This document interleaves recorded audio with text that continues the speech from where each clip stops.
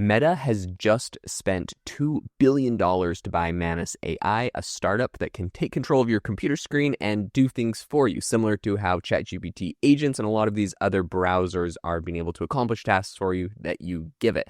Now, the thing that's interesting is Meta did not have a player in this space, and there's a bunch of interesting reasons why they're doing this. But the controversy is around the fact that Manus has a Chinese background. It was originally started in Beijing, and a lot of people have concerns about AI coming out of China. So today on the podcast, we're going to break down all of the concerns, what the company is able to do, who's the winners and losers in this, and where we see Meta in the future. Before we get into all of that, I wanted to say a big thank you to today's sponsor, which is Delve.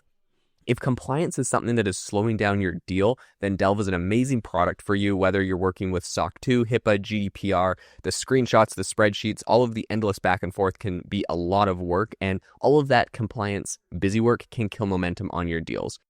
Delve uses AI agents to automate compliance. They do it end-to-end. They collect evidence, they fill out security questionnaires, and they customize controls to your actual business so you can get compliant in days, not months.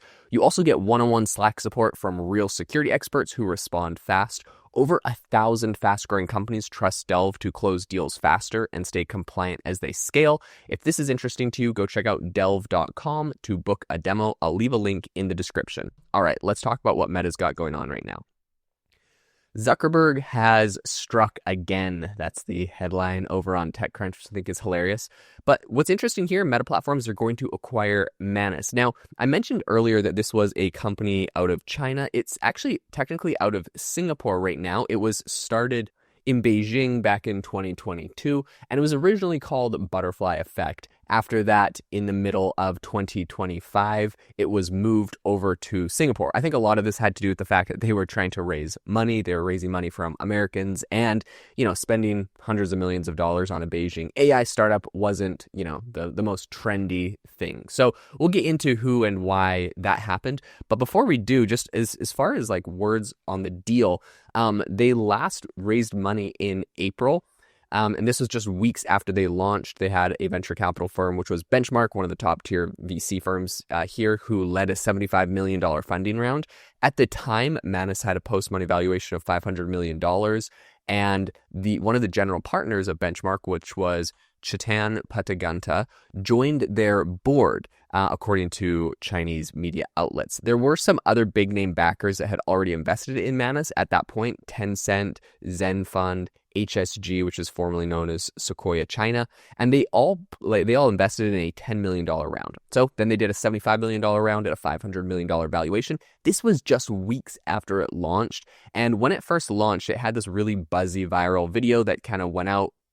And apparently since then, they have signed up millions of users, and they have annual recurring revenues of more than $100 million from monthly and yearly subscribers to their membership service.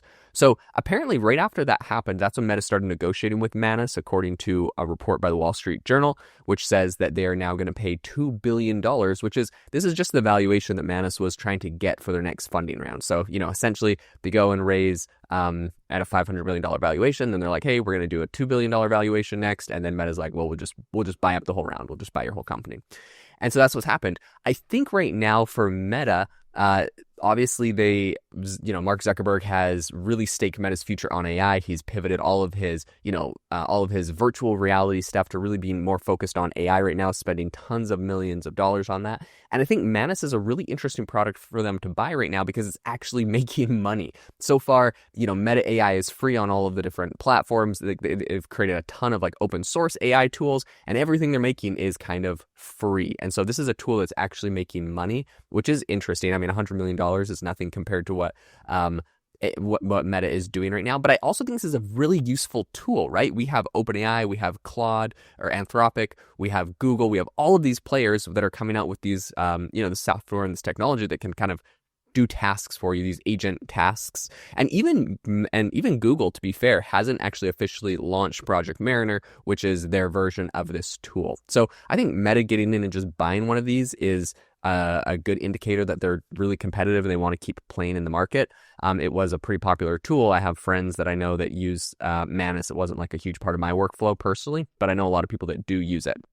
I think this is interesting because right now Meta is about to spend $60 billion on infrastructure, and kind of the broader tech industry's debt-backed expenses on data center construction is getting crazy. We see OpenAI signing, $500 million deals for Project Stargate to build data centers. And so someone like OpenAI or someone like Anthropic, they obviously have, very clear paths when they're doing if they do a big infrastructure play to getting their money back. They have a product that makes a lot of money, and Meta does not. They're just kind of like, well, at the end of the day, everything benefits Meta and Instagram, and so it's all good to kind of just spend the money for those causes. But I think their investors don't love that necessarily. So if they actually are getting products that are able to accomplish tasks, that will be great.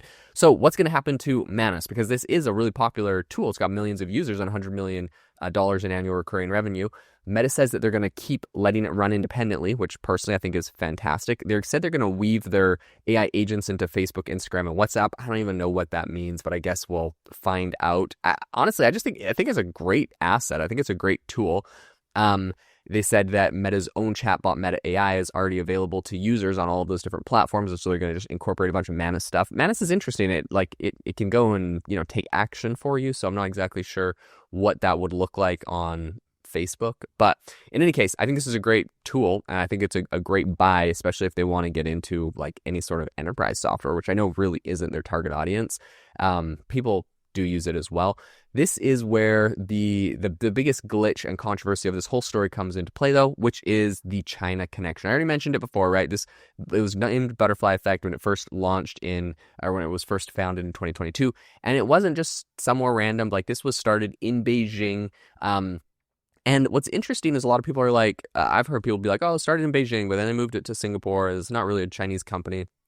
Like, they moved it to Singapore in the middle of 2025 after they'd already raised a huge round, after they had already raised $75 million from an American firm. So obviously, there was a lot of red flags that Washington was bringing up on that deal specifically. Senator John Cornyn, was kind of roasting Benchmark for their investment into the company. He was raising a bunch of concerns about it back in May, so they made the investment in April. He was kind of getting mad at them the next month because, he was just concerned about American money going to China, basically.